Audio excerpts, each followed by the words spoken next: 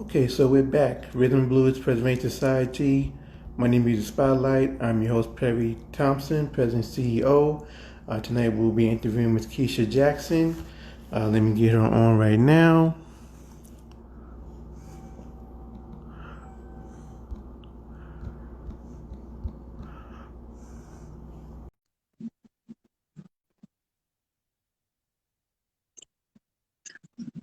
All right, so she comes on.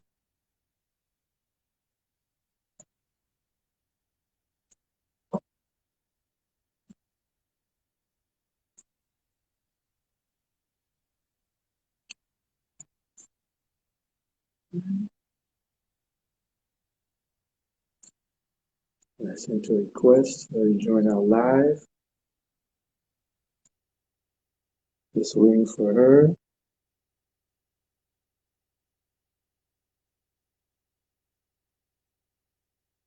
What's going on here?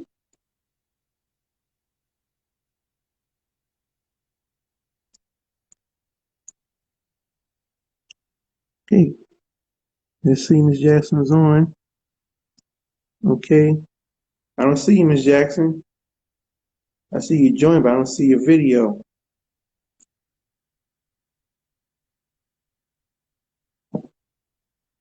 Live. All right. Are you there, Ms. Jackson? Hey, there you go. Hey there. How are you? how, how Am you I doing, Ms. clear? Jackson? I'm good. How are Huh? you? I'm great. How are you? I'm perfect. I'm awesome. Great. First of all, thank you for being on a Money Meter Spotlight Mother's Day edition. Thank you for having me. Thank you. Since we are honoring, first, before I start, I want to wish you and your mother a happy Mother's Day. That's Thank next you. Sunday. Want to Thank you. wish you and how's your mother doing, by the way? She's wonderful. Great. Now, She's since we are still honoring, talking shit, but she's great. he's great. That's Yeah. great to hear. Great to hear. Now, since we are doing a Mother's Day tribute all month long, honoring mothers in music, tell me what was of all the Mother's Days for your mother, what was the most touching gift you ever gave your mother for Mother's Day that really touched her heart? Ooh, wee. My mom is not like she's really more about family and gathering everyone. So really like having everyone there, me, my kids, both her kids, of course, family, as much family as possible is always going to be the best gift for her. Understood. Hmm. Understood. Wow. When did you realize your mother was such a star? When was like you were like, wow, my mother's really a star. Oh, let's see. Probably wasn't until I got in college. Okay. I don't really That know. long. Okay. Yeah, Oh. like it was a long time after. Like, you know, I mean, I knew she was an entertainer, but it was all I knew. So, that was her job and that's what she did. And because um, most of the people I hung around with I'm not gonna say that, but a lot of entertainers' kids hung together. So Right. it was all we knew. Oh, your parents are out this weekend. Oh, they're back this weekend. So it was just kind of the norm. So it didn't really Right. feel different until I went away to school. Not college, but yeah, college was it. Because I went to boarding school. Oh, And okay. boarding school was kind of like a very small bubble that I was in. Mm. So, nobody really cared about anything there. It wasn't something that I ever talked about, like, girl, my mother's Millie Jackson. I never, it was just normal. So it was not anything Right. that I really discussed. Everybody's parents at the school was kind of had a different kind of occupation, a lot of kids from overseas and stuff like that. So everyone's story was intriguing. So even in boarding school, there didn't really seem to be anything special about it. But then when Right.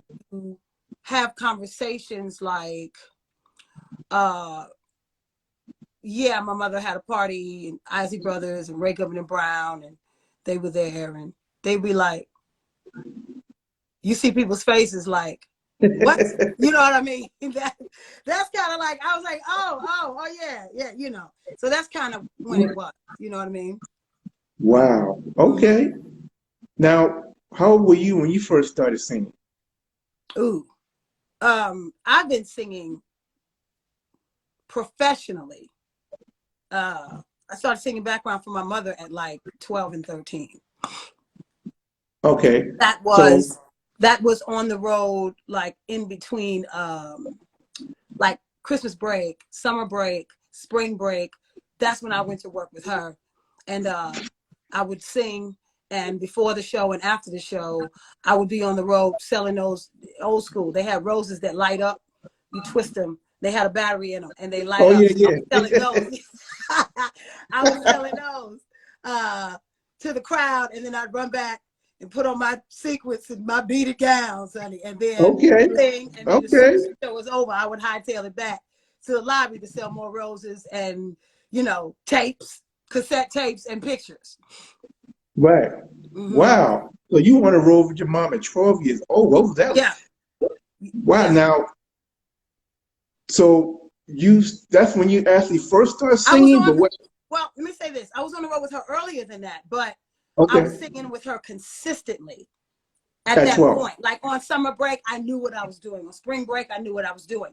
At 15, 16 is when I was really like in there. Was that at that age right there, was that the time, did you realize that this is what you wanted to do Mm-hmm. at that age? Like, boom, I want to do music. Or were you Absolutely. still kind of okay? There was never any question that I wanted to do it. There was a question as to whether she was going to let me do it. Right. You know, she didn't want, she really tried to steer me away from it. So I went to school, University of Bridgeport, Connecticut, and the goal in her mind, and in mine only because that's what she wanted, was to study law. So Okay. I took up law and business administration as a minor, but I knew I Okay. didn't want to. So I was singing, I was a cheerleader, like Mm. all through high school, cheerleading captain. And then when I got to college, I was a cheerleader on the college level. And, you know, I was singing the national anthem, and, you know, I was doing a bunch of little stuff on the side to sing. And so I knew what I wanted to do, but, you know, it was kind of clear that she wasn't going to let me do it. Right. You know what I mean? But the break came. I mean, of course I was doing it during breaks, but she didn't want me to take on a full-on career of my own, because she felt like the business was hard. Of course, with her being in the business, she knows how difficult it is for a woman and all that stuff. And so she really wasn't trying to Right. push me in that direction. But what happened is we moved to Atlanta. She moved to Atlanta before I did. I was still in college.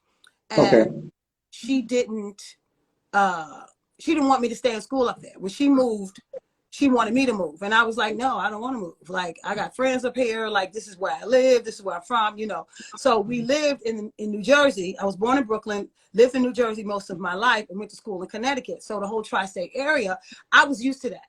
And all my friends were up there, and she had moved down. And every year I was in college, she was saying, you need to come down to Georgia. I was like, I don't want to come down to Georgia.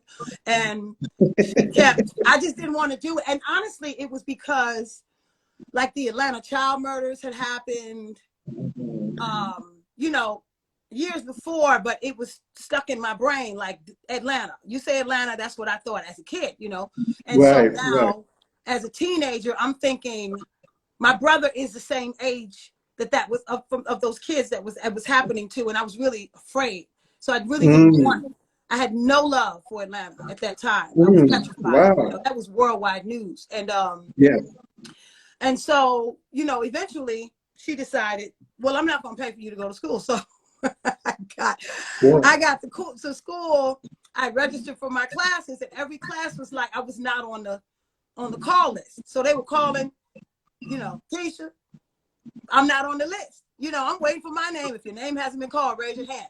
Every class, I'm raising my hand. My mother didn't pay for my tuition. She was like, I told you, you moving to Atlanta. And I was like, Wow. what? So she just decided that year she was not paying. She kept doing it, you know, every year prior. And I was like, no, I want to stay. And I got what I wanted. But this particular year, I was in my junior year of college, and she was like, mm-mm. So I decided I want to do what I want to do. And she was like, no, you're not doing that. So I was forced to move to Atlanta. Wow. Mm-hmm. So when you made that transition, did you attend college down there or you started I your did not. career? I did not. I was being very rebellious. I wasn't into it. Atlanta at the time for me, you know, born in Brooklyn, raised in Jersey, Atlanta felt like it was country. Like, you know, and so what I did is when I got down, I ended up connecting with so many music people.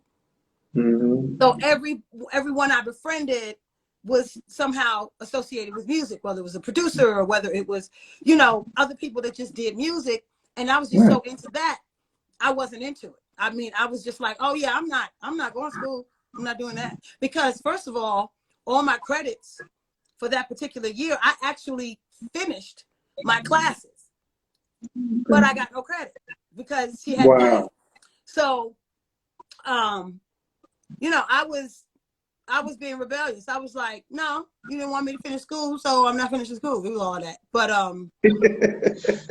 you know how it is, teenagers and you know, So early 20s.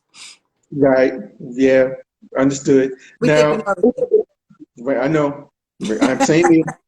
Hey, yes, ma'am. I'm from New York as well, so I'm saying Yeah. something. Yeah. Now, when did you actually start? When did you get your first record deal? I got my first record deal. I moved to Atlanta in 87 and I got my Right. first deal in 89. Okay. So I wasn't in Atlanta very long. Like immediately I started connecting with musicians and stuff like that. And that's when I started to love Atlanta. Like the music scene was popping, then LaFace Records, and then, Right. you know, like early 90s. And so it was just like, oh man, like Atlanta's popping. Like, I'm glad I'm in Atlanta. She was looking at me Right. like, you know. Now, So, you're the yeah, but when you're I the got here, I ended right. up singing background for her full time because one of her background vocalists, he was a male background vocalist. They went over to London and he was asked to be in the Drifters. And so when Oh. he went to London, he stayed. And she had a whole schedule of shows lined up. And who's gonna do it? And nobody know your stuff but me, you know, that quick. So I had to jump in and like the following week and boom. So that's when I started working for her full time. And then I started a band in Atlanta called Obsession, all girls. Right. And then that jumped off. I ended up quitting my mother to do the band. And so she was pissed off at that. You know, I was just ruffling feathers, honey. I was just, so Now, how did that come about? Your all female band. How did that come about? I just, you know, there was a girl, I met her. She used to do work at the makeup counter at a store called Rich's. It was an anchor store in Atlanta, like a Macy's. But it was called Rich's, Atlanta, in South DeKalb Mall, in Decatur. And she was doing makeup. And I went to the makeup counter. Now, at the time, all they had was Fashion Fair for Black girls. And, Right. you know, they had one Yep. other kind, but she sold that other makeup. I forgot what it was, but we just became cool from then. And then she said she sang, and we started, you know, going around Atlanta, entering all the talent shows. And like, I did talent shows, and she said she did like lip sync contests. And her name was Celia. And Okay. that's just how we hustled up money to go to the club every week. Literally, that was our club money. Like, we gotta go buy an outfit and merry-go-round and go to the club. And so we would sing during the week on their talent nights and win. And then we split it. Whoever, like if it was Tuesday night, I'm giving her half of mine. If it was Thursday night, she was at the San Susie, which was here in Atlanta, and she gave me half of hers. And that we bought an outfit and went to the club. And then next week did it again. Like, that's literally all we were in it for, was to just get money to hang out. Okay. And so one day, you know, she was just like, let's start a group. I was like, okay. So it was just the two of us. We went around Atlanta, you know, we had tracks and we performed. And then someone approached us and said that they had two other girls and a guy. Well, actually the third girl, we met her along the way. and we Okay. brought her in. Then someone came and was like, I got another girl for you and a guy, and he sequenced all the music. And so we just kind of became like really one of the hottest groups, you know, in the early 90s. Wow. Really, it was really late 80s actually. Okay. And then I got my deal, so I had to leave. Oh, so you didn't bring the band with you when you got your deal? No. What it was I was demoing. I was working with these producers, and they needed me to demo some songs that they were submitting to different artists, different labels. And there was a song that they wanted me to demo. It was called Hot Little Love Affair. And I demoed the song. They gave it, I think it was RCA at the time, and they wanted the girl who it was supposed to be for Diana Ross. And so I was just demoing songs for them to submit. And it was supposed to be for Diana Ross, and they ended up they wanted the girl who's singing the song. They were like, well, who is the girl? And once they said, oh, that's Millie Jackson's daughter, they were like, oh, that's an easy sell.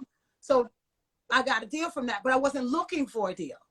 So what happened is the production company, they came to me and said, oh, by the way, you have a deal. And I was like, what you mean? Because I hadn't been shopping a deal, wasn't looking for a deal, knew nothing about it. And then the following week, they came to me with paperwork. Like, this is your deal, you can sign it. What? So it really wasn't about the group at the time.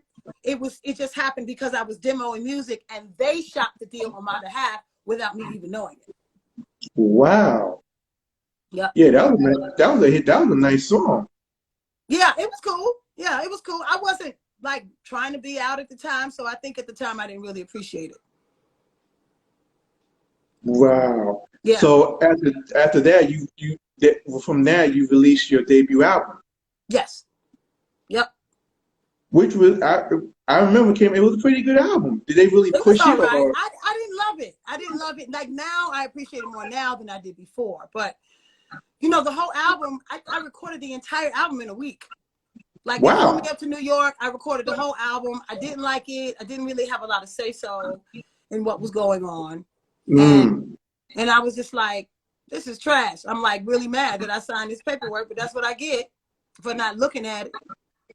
You know, and but then the second album, the label bought the production company out because they didn't want them to be in it anymore because I didn't like the music.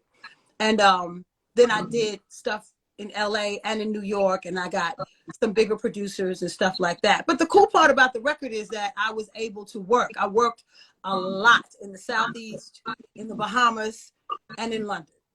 So my 3 spots, I stayed there. I went where they wanted me, you know. Because that Mature Lover was on the second album, correct? Mature Love was on the second album, yep. Nice. That was a nice cut. And Mama Said too, right? Mama Told Me, yes. Mama Told Me. That was a bad Mama Told Me. Yeah, that was a jam, cut. especially like in London and stuff like that. So the first album did really well in the Bahamas, didn't really make a lot of noise overseas, but the second album made some noise overseas, more than anywhere. Really. Yeah, Mama Told Me. That was by the Untouchables, Eddie F. and Eddie F. Novell, right? Yeah. Yep. That was a bad cut. Wow. Yeah.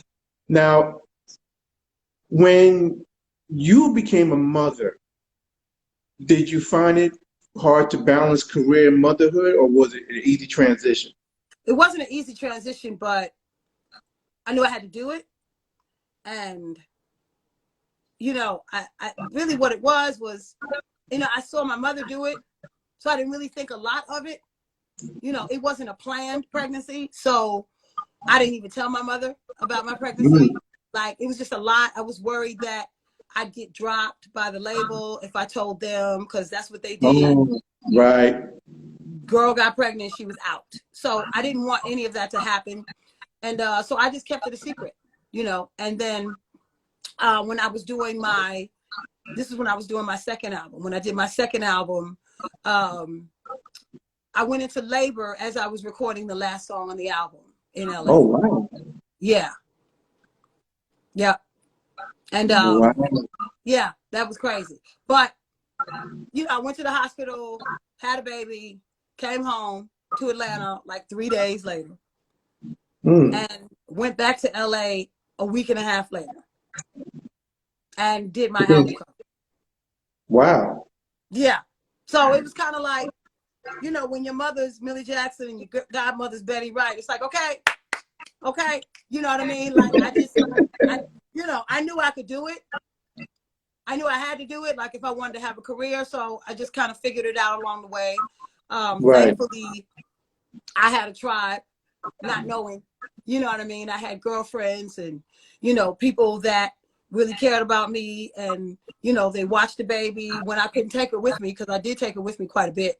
Okay. Early on, I took her with me. And then, Okay. you know, once I found someone stable that could keep her for me, that lived right by me and stuff like that, then that's what I started to do. Okay. Wow.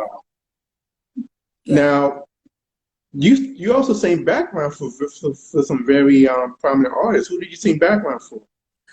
Ooh, well, in the 90s, once I got out of my deal.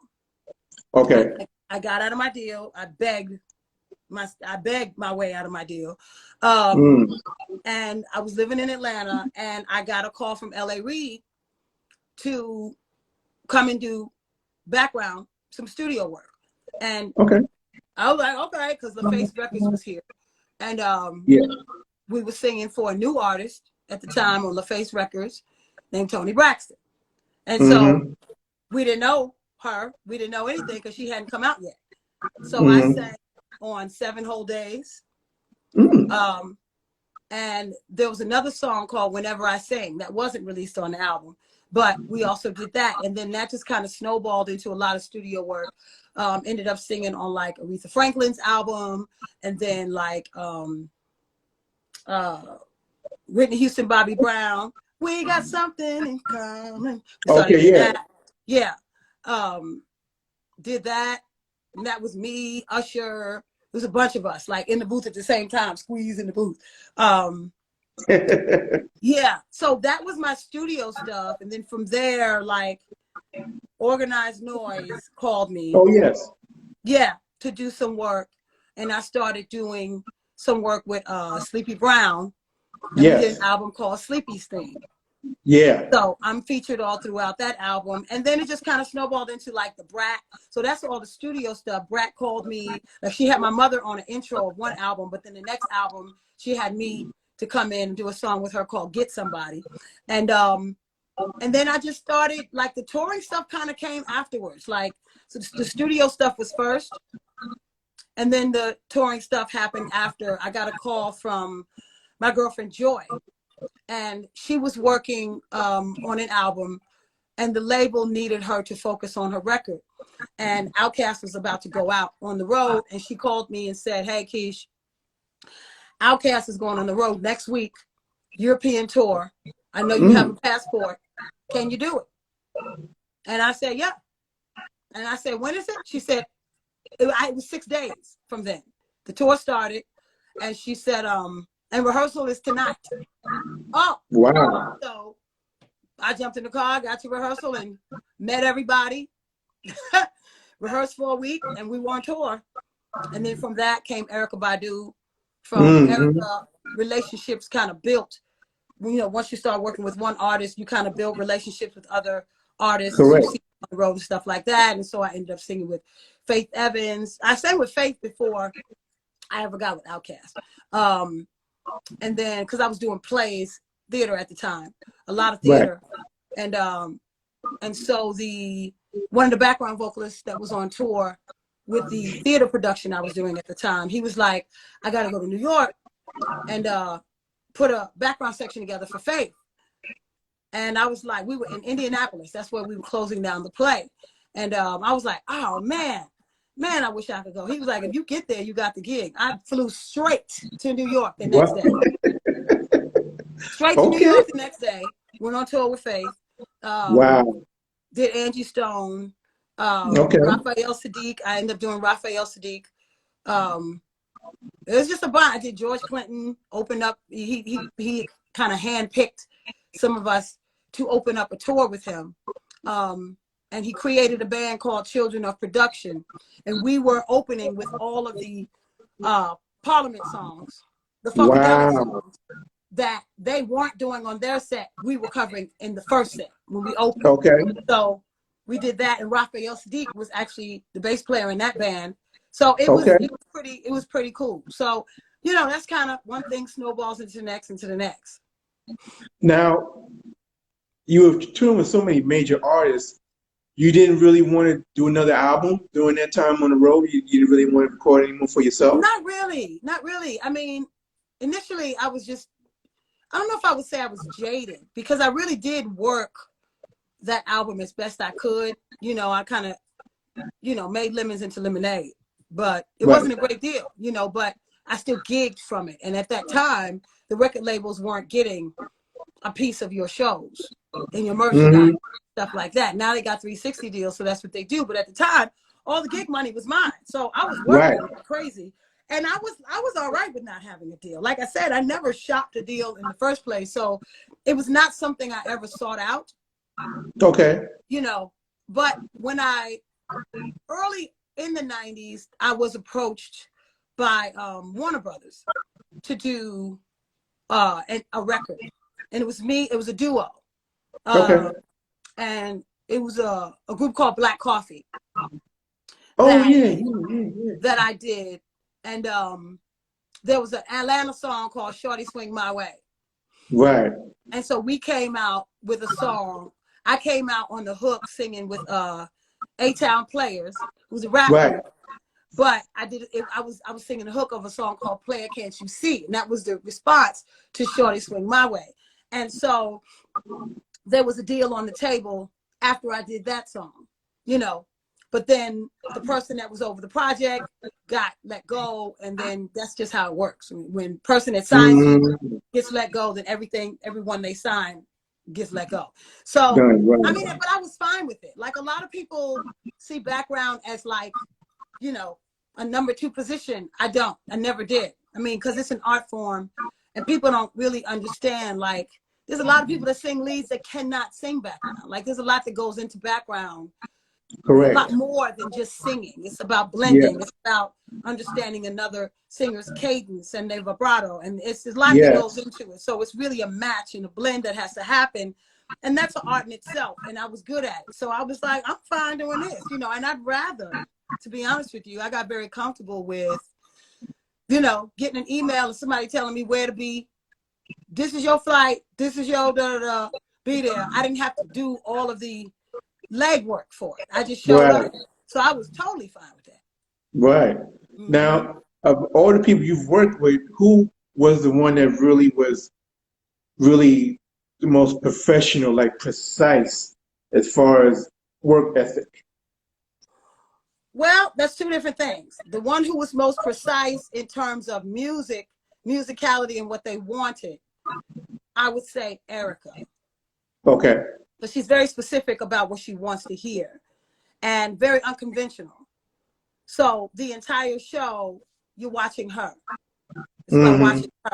And so she's liable to do something very different than what she did the night before. But you watch her and really, like, you have 1 second response time. Like, there's no time to think about it. And so that became second nature, you know, after 11 years, of course, you know. Wow. So she was very precise, but with Outkast was more like Parliament Funkadelic. It was like everyone's personality was welcome to the stage, and that's what made the show so incredible and so exciting. Everybody could wear whatever they want. It was very colorful and very energizing, and be who you are, and everybody had a solo at some point, and so it was very free being with Outkast. And then to go straight to Erica, where it was very structured. Okay. So that was the difference. But Angie, I learned a lot from every single artist I work with. Every single artist I work with, I've learned a lot. Yeah, but just different lessons, you know, because what you were able to do with one, this person doesn't want that. So it's really just a matter of understanding what the artist wants and taking yourself out of the picture and giving the artist, you know, the support that they need. Right. Hmm. Wow. Now Hmm. you mentioned you were on doing plays. Now, what were some of the plays you were in? Not Broadway plays though. They weren't Broadway plays. They were like very like Tyler Perry type plays before Tyler Tyler Perry Perry. type of thing? Okay. Like Michael Matthews and Okay. there were those kinds of plays. But and I did a play with my mother, a young man, older woman, which was Right. Talk at the about that. time Talk like about the that. most successful, you know, high like it grossed more than any play at the time. So I kind of got my feet wet with that as well. Right. Yeah. Then I Hmm. remember your mother did that play. Now that was based on a song she did, correct? Yes. Yep. Okay. Yep. Wow. What was that? Wow. How long was that? How long did you do that play? I think it was 4 years. Okay. 4 years, like on the road. Like we would do it like Wow. maybe 2.5 years straight, and then she came out with a sequel. Right. Hmm. Okay. Wow. Now, doing this now, what have you learned? Because you didn't, you went to some ups and downs with the business. What have you learned as far as an artist in this business? And what is your take on the state of Black music today? Um, what did I learn? Paperwork every time. Make sure Hmm. you got it on paper, and that's just music business. Period. Like whether you are an artist, whether you are a writer, whether you are, I mean, because writing is artistry as well. Um, everything. It's just have your business in order. I don't take people at their word. I take people for what's on the paper. Oh, I got you. Yeah, I don't play that. I don't do that. Because it took me forever to get out of those contracts that I was in. I was in a Really? publishing contract, recording contract, production contract. Like it was just a lot. You know what I mean? Wow. Um, so paperwork is the most important part, taking care of your business. As far as what was the second question you asked me? I was asking, what is your take on the state of Black music today compared to back then? Well, back then I don't know. It's harder now for artists because artists have to do their own marketing. The other part of it is that if you are successful, you reap the benefits more. You know what I mean? It's a lot of hard work that goes into it now, that you didn't have to worry about back then. You had a stylist, you had a label, they set up everything. You just had to be where you had to be. There was an agency that was booking you. And now it's just pretty much people hit you directly. You're writing your own songs. You got to figure out how to upload it, how to, and when you're talking about streaming now, it's difficult because, artists don't make any money off of streaming. You No. know what I'm saying? So it's Yeah. much more difficult, but they make money off of shows. Whereas now to have a major deal, this 360 deal. So now because labels, they came up with this grand idea to stream and now they're regretting it. So the only way they can even recoup some of their money is to and Mm-hmm. merchandise it. So, you know, you don't really, you get to be worldwide. You get to be a household name much faster, but you don't really get a lot of money from it because the record label is going to take everything off the top that they put into it. Mm-hmm. So, Wow. I think like the homegrown artist, it's a longer process. It's a more difficult process. But in the end, if you stay with it, you end up winning more. You get more out of Absolutely. it. Mm-hmm. Wow. Now, talk about uh, you were on a show called Fisher Soul Sisters. Am I correct? It was called Soul Sisters, yeah. Soul Sisters. Mm-hmm. How did that come about? As far as you being on that platform? Isaac Hayes the third, um, and his sister Heather Hayes Yes, approached Heather. me and said, hey, Heather said, hey, my brother Isaac has this idea, he's on Dash Radio and we have a station for my father on Dash Radio and he wants to know, he think it would be a great idea to put, you, myself talking about her and Yama Brown, James Brown's daughter, Right. together to do a like talk show with music. So it was like cool because we did hot topics and stuff like that, and we all played a role in it. Yama is a pharmacist. She has a degree in pharmacy, and I mean that's just what she does. You know what I'm saying? And so she had like a health check. We talked about like the hot topics, but she had a health check. Heather did like the reality roundup, so she watched reality shows that week, and we talked about, you know, what all happened on this show, that show, whatever. And I had something called Solopedia, and I did. I just basically did music history moment, like you know, spotlight on this week is the Pointer Sisters, next week is James Brown, next week is you know, and so I did that, and I also set up the music for the entire show. So the music was me. Like I did all the music for the show. So yeah, it was great. We did it for 3 years together. Okay, wow. Yeah. They're still doing it actually. Wow. Yeah, I've listened to it. It was very, very well put together. Very well put together. I really enjoyed listening to you guys. Listen to you ladies. It really was a good show. Now, you and Heather also members of a group called the Daughters of Legacy. Speak about that. So Daughters of Legacy is an idea I came up with came up with it like years ago, actually. You know, it was something that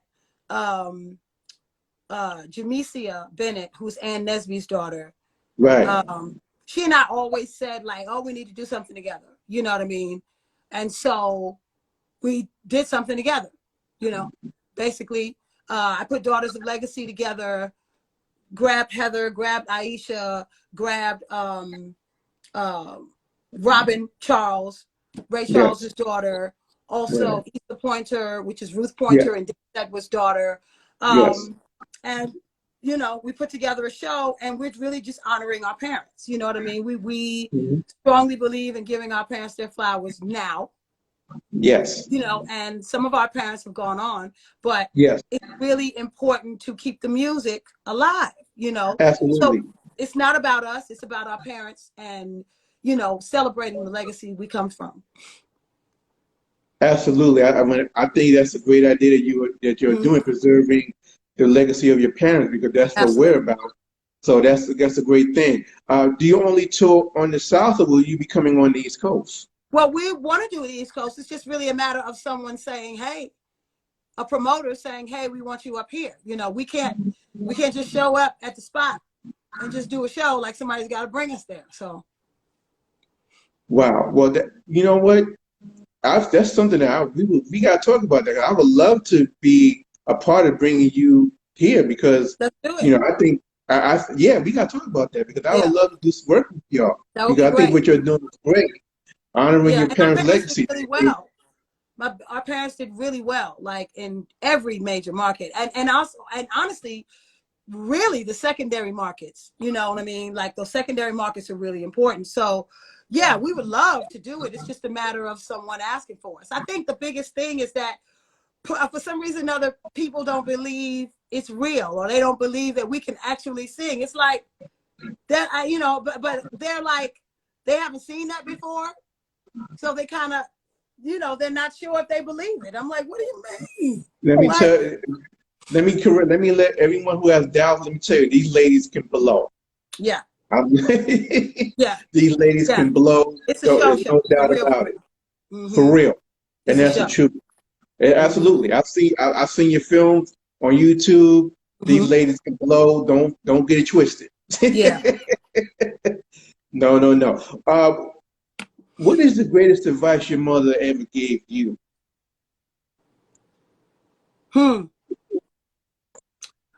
It's really more about, it goes back down to the business. My mother has always been an incredible businesswoman. So she's never had a manager.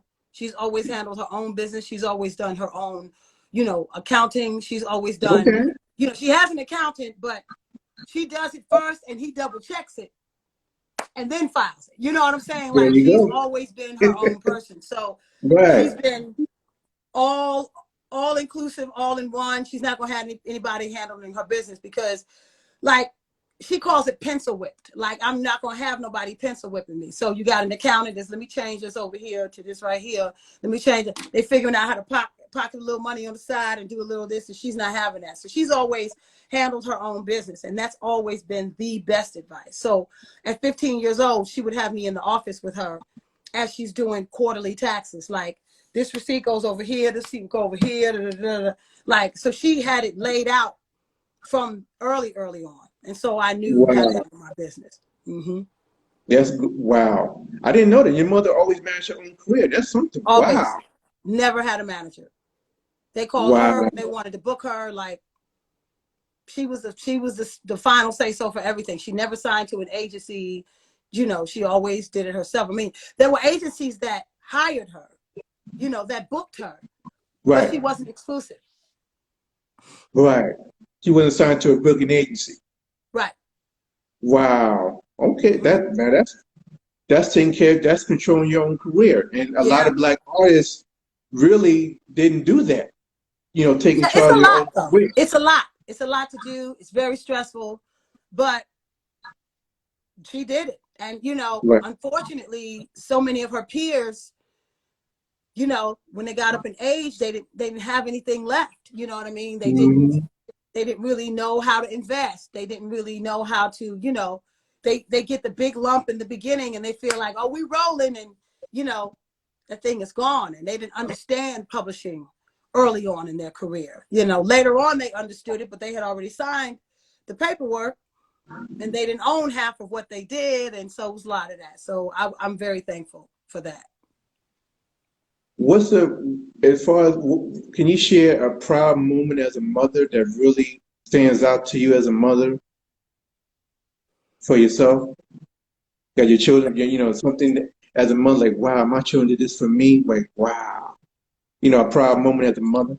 I don't really know if it's about what my kids have done for me, because like we're very, very close. Right.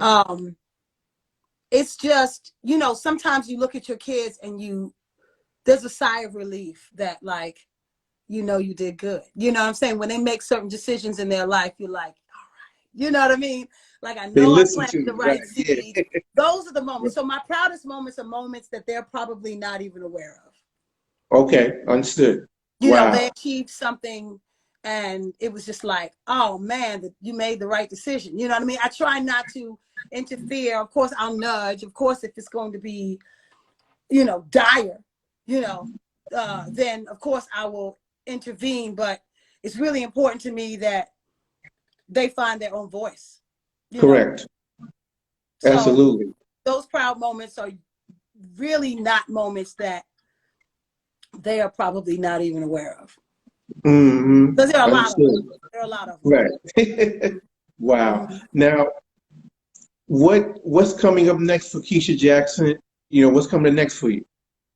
Well, right now I'm working hard on Daughters of Legacy, but I've always got, you know, several irons in the fire. You know, we've got shows coming up for Daughters of Legacy, but we also, you know, I have a show called Event Box. It's a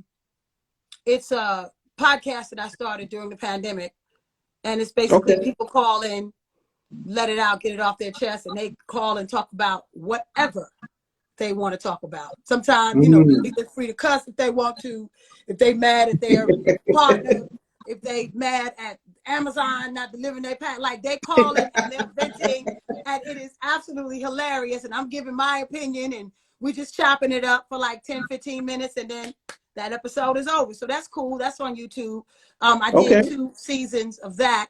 I don't know when I'll crank up season 3, because right now I'm on tour with a band that I work with called Yacht Rock Review. And right now we're touring the country. So we do soft rock of the 70s and 80s. Now what's going on with that? Yeah, we do soft rock of the 70s and 80s. And right now we're booked all the way. We're through the summer, August, September, like right now. Like, so tour just started last week.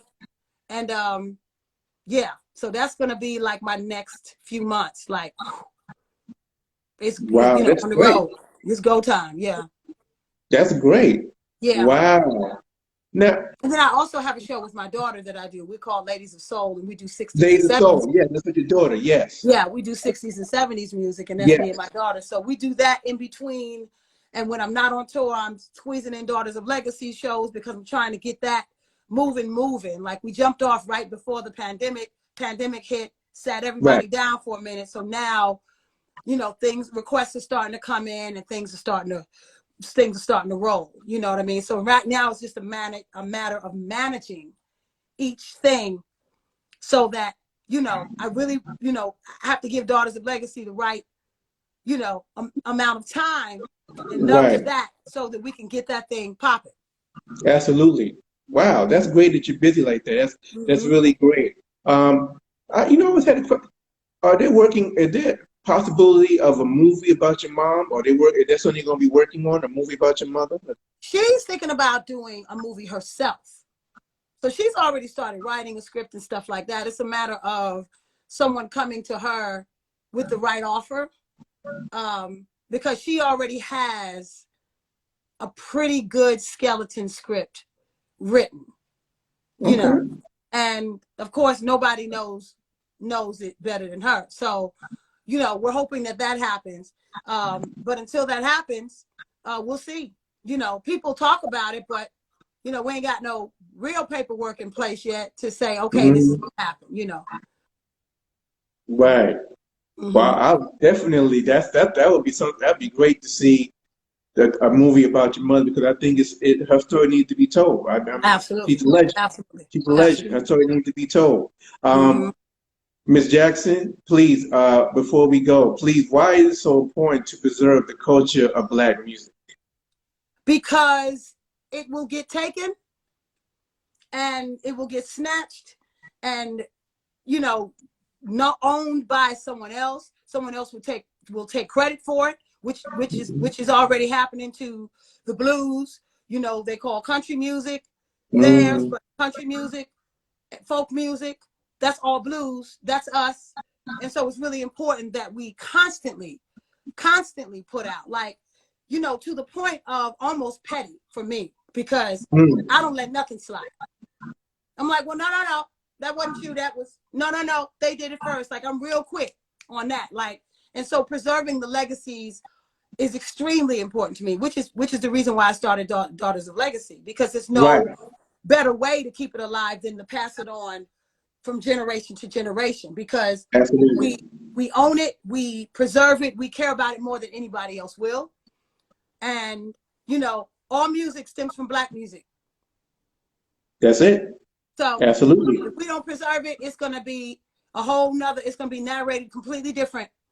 And that's what it is. And it's crazy to me because a lot of times, like when you go to blues clubs and there's nobody Black singing, you're like, wait a minute, what's going on? You know what I'm saying? And it's not that I have a problem with anyone performing the music and enjoying the music. The problem is it's not narrated, and the story is not told as to where it came from. So if you don't tell the story long enough, people forget about it. You got to tell the story. You got to tell the story to keep it alive. So that's important. Yes, ma'am. Absolutely. Now, please, can you speak about far as what we're doing in Rhythm and Blues Preserving Society as far as preserving the culture of Black music? Can you speak about the importance of what we're trying to do? Because that's what we're all about, preserving the culture of Black music. Absolutely. I mean, it's the same. It's everything I just said. Like, it's just that important. And honestly, it's even more important for people outside of the families to take the mantle and just kind of run with it. Because, you know, as long as everything is factual, you know, I'm with it. Like, we need museums. We need it needs to be preserved in a way where 100 years from now, people can say, this is where you go to really find out who this was and who started this. And, you know, you got samples and stuff in songs now and people are jamming to it. And these youngsters that have no idea, like, wait a minute, that song was made. And you know what I mean? No like, idea. It's really, no idea. Really important to Ma'am. preserve them. And so, having help outside of the immediate families is absolutely important, as long as it continues to be accurate. Absolutely. Absolutely. Ms. Jackson, please let everyone where you can be reached on social media. You know, let everyone know where you can be reached at. Yes, you can follow me at Keisha Jackson, Keisha. That's the old school Keisha Jackson. And that's Instagram, that's Facebook, that's Twitter. You can follow Daughters of Legacy on Facebook, Daughters of Legacy Official, with the Daughters of Legacy on Facebook, Daughters of Legacy Official on Instagram, and always Keisha Jackson and Daughters of Legacy on YouTube. Check us out. Search us, see what we're doing, and if we got a show in your town or anywhere near you, come on and check it out and enjoy the show, because it's jamming. Yeah, absolutely. It's Absolutely. jamming. Yep. It is. Ms. Jackson, we want to thank you for being on our Monday Media Spotlight Mother's Day edition. We thank you. It was just such a great enlightenment of you for your career, and I've learned a whole lot about not just your mom, but of you as well. It was just an honor for you to be on here. We thank you very much. We support you. Rhythm Blues Premier Side salutes you, and we salute the legendary Millie Jackson as well. Yes. I want to let everyone know that the Rhythm Blues Preservation Society is a nonprofit organization, and you can make donations at our Cash App, $RBPS18, and our PayPal.me/RBPS18, and all donations are tax deductible and appreciated. Again, Ms. Jackson, I thank you again on behalf of the Rhythm Blues Preservation Society. We wish you nothing but success with all your endeavors. We wish you peace and love and blessings to you and your mother. Again, happy Mother's Day to you and your mother. Thank you. And continue what you're doing. We support everything. We support you. Thank you. And I'm going to hold you to that, booking us up the East Coast somewhere. I'm going to hold we got to you work on that. No, yes. I would love to really bring the door. We got to talk. I would love for all the ladies, to bring something. I think that would be a really great thing on the East Coast, because it really would. This is something that what we're doing, presenting the culture of Black music. So we gotta make this happen. I really would love to see you ladies up here perform, because no one knows you up here. You should be up here performing. That's right. That's right. You know what I mean? Because you're preserving your parents' music and their legacy. So yes, right. I would definitely. That's something we definitely want to work on in the future. I'm absolutely supportive of that, and we're with it. Definitely. Thank you so much. Thank you again, Ms. Jackson. And this is a Monday Media Spotlight Mother's Day edition. I am your host, President and CEO, Perry Thompson. Again, we want to wish everyone who watched our IG Live, we thank you all. We wish you all peace and love. Have a good night. Have a prosperous week. And we'll talk to you later. Ms. Jackson again, thank you. See you later. Peace and love, everybody. Bye-bye.